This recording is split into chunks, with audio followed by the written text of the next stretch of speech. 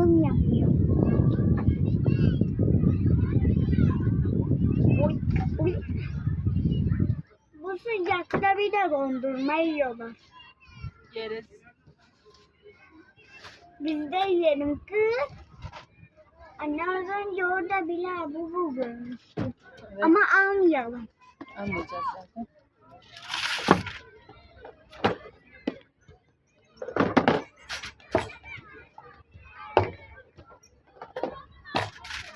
Yani şunun şeyle şuraya doğru gitseydin de koyduklarının hepsi meydanda olsaydı koyacaklarım bu kadar mı?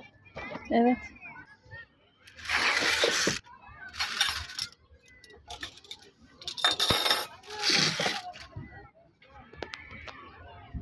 Hatta akşam burada uyuyorduk. Evet.